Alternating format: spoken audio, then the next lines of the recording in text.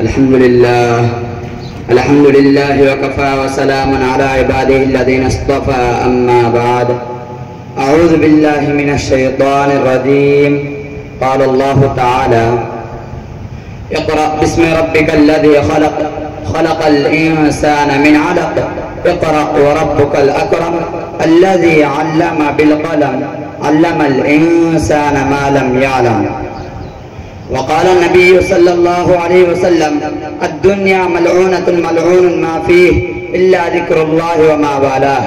وعالما أو متعلما، رئيس الحفل المبجل والأساتذة الكرام وزملاء الأعزاء، إني أريد أن أتحدث أمامكم بهذه المناسبة السارة الميمونة عن أحاسيسي ومشاعري حول المدارس الإسلامية وأهميتها. يا إخواني، إن المدارس الإسلامية لها أهمية باهرة مسلمة، ولها دور فعال في بناء المجتمع الإسلامي المثالي، ولها فعال حميدة في ترويج العلوم والإسلامية والتعاليم الشرعية النقية البيضاء، ولها مآثر خالدة مخلدة في معالجة القضايا العبيسة والفتن المعادية للإسلام والمسلمين، ولها جهود مقدسة في إزالة الأوهام والخرافات، ولها أثر بالغ أكبر في إقلاع العقائد الشركية الزائفة الزائغة، ولها نفوذ عميق في كشف الستار عن الأباطيل والتقاليد،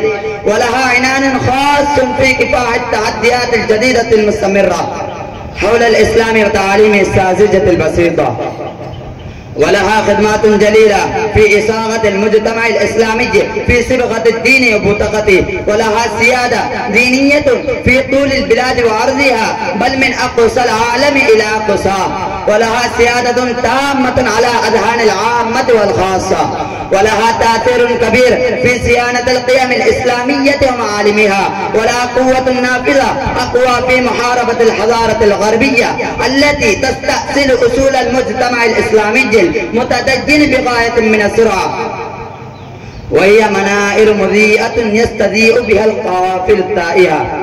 يا إخواني البررة، إن المدارس الإسلامية ما هي، وما هو عرضها، وما هو هدفها، وما هو تعاليمها، وما هو دورها، ولما الحاجة إليها. أيها الإخوة والسادة، إن المدارس الإسلامية حصون دينية يتحسن بها الشريعة الإسلامية الغراء، إنها قناديل رهبان في دياجير الظلامة والضلالة، فيستضيء بها القوافل التائهة، تضيء الظلام بالعشاء كأنها منارة ممسى راهب متبدل. إنها مراكز رشد وهداية، إنها مخازن الكهرباء للإنسانية التي تخبط خبط عشواء، إنها عساكر الصلاح والتقى. يا زملائي، هذه هي المدارس الإسلامية التي تسوق الأذهان والأفكار السليمة، التي تروج الإنسانية والأخوة والمودة والرحمة. هذه هي المدارس الإسلامية التي يتدبر فيها الشبان المسلمون الخلة الأمناء الذين يتولون الزعامة الخلقية والسيادة البشرية. هذه هي المدارس الإسلامية التي تنهل منها مناهل العرفان والوجدان. هذه هي المدارس الإسلامية التي تنبع بها بنابع النور والهدى. هذه هي المدارس التي تتفجر منها أنهار الخلود والوفاء. هذه هي المدارس التي تتغذى بها القلوب والنفوس. هذه المدارس التي تقتلع بها جراثيم الجاهلية وزهورها. هذه هي المدارس التي تقتلع بها جراثيم الجاهلية وجذورها.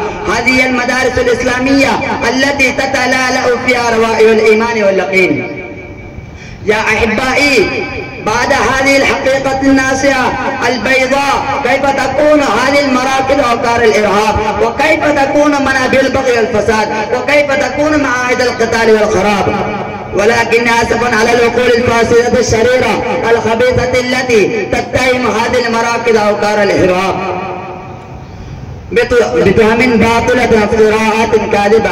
فيا أسفا على النفوس الطاغية التي تشبه صورتها وعزتها وشوكتها في حين وآن، وإنها لا تعلم أن هذه المدارس في الحقيقة بنيان قوم، إن تهدمت فالقوم كله قاطبة يتهدم، وما كان قيس هلقه هلق واحد ولكنه بنيان قوم يتهدم. وفي الأخير ندعو الله تبارك وتعالى أن يحفظها عن شرور الحاسدين وفتنهم، ويطيل بقاءها ويديم ظلها علينا وارفا باسقا. واكتفي بهذه الكلمات. السلام عليكم ورحمة الله وبركاته.